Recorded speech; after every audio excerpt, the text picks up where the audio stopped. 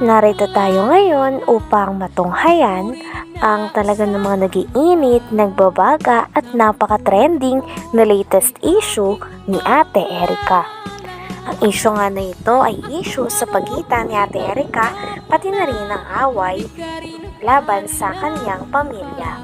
Sa pagpapatuloy nga ng ating istorya ay bumalik ulit ng pangalawang beses si Kalingap Val Santos Matubang sa bahay nila Ate Erica. Nung sa ganon ay may interview muli si Lolo Miguel na lolo ni Ate Erica pati na rin ang tita niya. Nang sa ganon ay makuhaan ito ng mga impormasyon.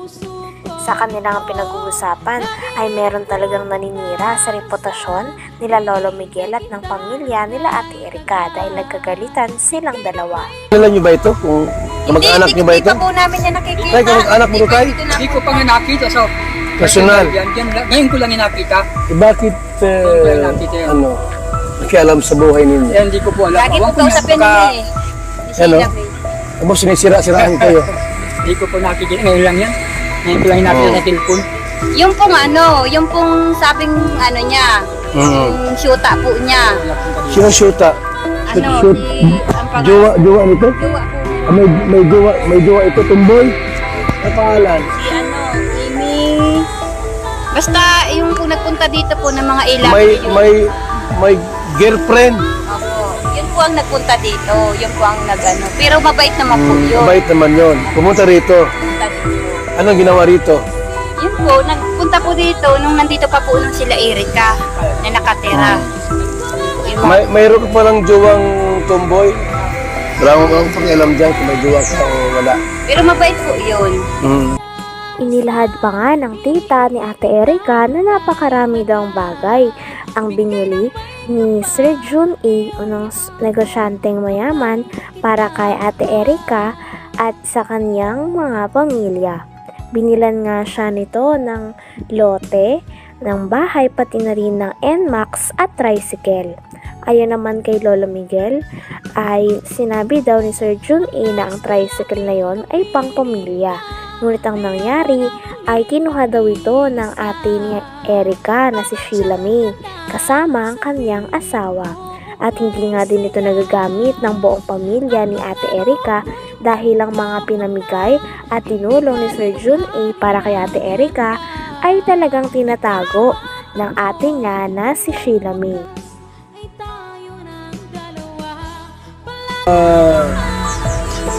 Sino mong tira yung ginamit? Tira nila o tira ni Jun A? Kaya yun. Yun ay po yun. Kami po ang magpapatunay po doon. Hindi tira nila Hindi Ian po pira Torres. po ng Ilaber. Hindi tira. Yung pira po ni John A, ang binili po doon ni Sheila May, lote sa dait. Okay. May luto sa daip, binili. Opo. Magkano bili nun? Yung baga pong Ilmax po yun.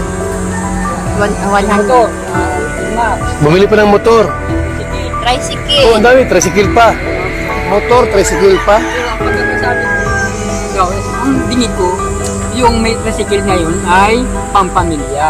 Pero inang Sabi nila. nila. Inang kinino? Ngayon yung asawa. Sino yung asawa? Sila Ang pangalan po. Sheila May, asawa niya. Pero ang sabi ni Jun A, pang pamilya. Ano ibig sabihin? Kasama kayo doon? Siguro po, sabi daw po. Pang pamilya. Baka sa kanila lang. So, nasa yung Inmax na motor. Naka-Erica po. Siya po ang Ginagamit niya. Ngayon, Tinanong din ni Kalingap Val Santos Matubang sa tita ni Ate Erica pati na rin kay Lolo Miguel kung magkano kaya ang naitulong ni Sir Jun A sa pagsusponsor at pagtulong kay Ate Erica. Sumatotal nga daw ay tansya daw ni Kalingap Val Santos Matubang ay nasa 2 million ang naitulong niya kay Ate Erica sapagkat ang bahay ay nagkakahalaga ng lagpas 1 milyon at may binigay pa si Sir Jun A na motor pati na rin tricycle para sa pamilya sana ni Ate Erica. Ngunit simula nung nabigyan na sila at nasusustentuhan na sila ng mga pera ay nag-iba na nga daw ang ugali ng ate ni Ate Erica na si Sheila May, damay na rin daw si Ate Erica dahil bigla na lang nilang iniwan ang pamilya na nagpalaki sa kanila. Siguro po, sabi daw po. pang pamilya. Baka sa kanila lang. So, Nasa yung Inmax na motor, Naka-Erika po. Siya po ginagamit niya. Ngayon, yung pira dito sa paggawa ng bahay, kaninong pira yan? Kay Sir George Erika po. So hindi lang kalating milyon ang nagastos niya. Hindi po pala Malaki. pesos yun. Mahigit pang 1 million yun. Ang alin? Ang halaga nun. Ang alin? Yung bahay ko yun. Itong bahay na ito, higit 1 milyon. Meron po makakapagod natin yung mga Ito po, ginawa ko mga yung nakikita. asawa nito. Yan. Ginawa ko O, ayun ang ebidensya. So tayo, kung tutusin, kung pintahin lahat, ba't ang mga 2 milyon ang pirang binitiwan ni Sila na John A? nagpaganda. baka higit hanggang loob ng bahay. Hindi, kasi may Inmax pa. May motor, sidecar, may lupa pa sa dait.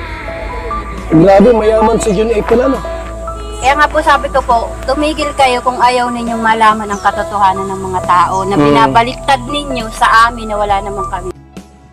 Pinaparatangan din si Lolo Miguel na siya daw ang kumukuha ng pera dahil siya daw ang inuutusan o pinapakausapan na bumili ng mga gamit sa loob ng bahay na pinagawa ni Sir John A para kay Ate Erika sa kanyang pamilya.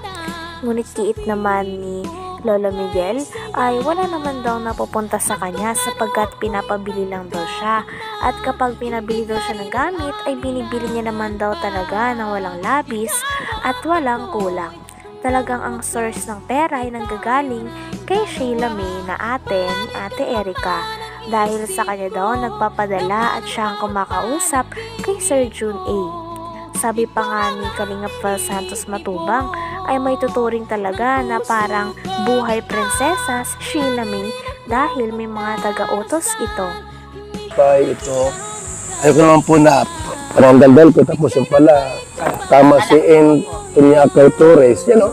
Hindi namin yung Eh, Lolo Migs, ano kaya yung topic natin dito? Diba, pera at ikaw ang may hawak yung pera, hindi si May. Dahil kayo ang bumili ng gamit. I have some evidence of what happened from the start.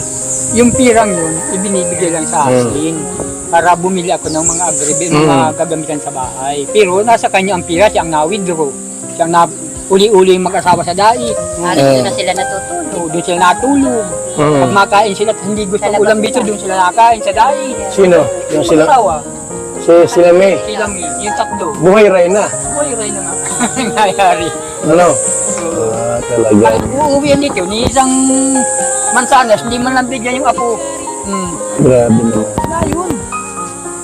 Kaya po, kasi nungalingan po yung sinasabi po niya ni Amy Torres.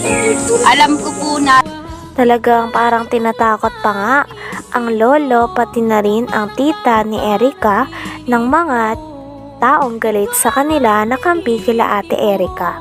Sinasabihan pa nga sila ng mga gutom na aso, at pinakuha pa nga ni Kalingap Val Santos Matubang ang pruweba ng tita ni Ate Erika na lagi daw silang pinagbabantaan. Sabi nga din ni Kalingap Val Santos Matubang ay hindi na maganda ang nangyayari dahil may mga pagbabanta na nga daw, nakakasuhan sila at marami pang paninirang puri ang sinasabi sa pamilya ni Ate Erika. Mansanas, hindi man lang bigyan yung apo. Grabe naman. Ayun. kaya po, kasi nungalingan po yung sinasabi po niya ni Amy Torres. Alam ko po na lagi yan kausap po ni May, magdamag-damag, magkausap po yan lagi dyan po sa kwarto. Yan po lagi ang magkausap.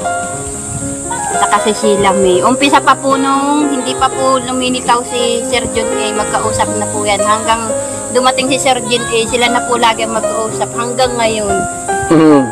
Sila po ang laging mag-uusap. Nasa likod po si Sheila May kay Amy Torres, siya po yung nagbibigay yata po ng update. Okay. Kaya kumakalat. Bibigyan ng mga salita para kumalat sa kanila. Parang tinatakot pa kayo, ah. Nandiyan po yung si Kuya Bal yung yung text nila na kami, gutom na aso, nandyan. Kunin mo daw. Tingnan natin. Kunin mo daw para mapagyan natin yung sinasabi nila.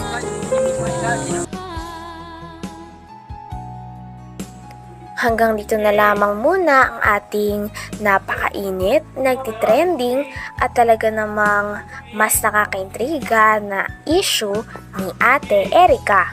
Maraming salamat sa inyong panonood. Hanggang sa muli. Bye!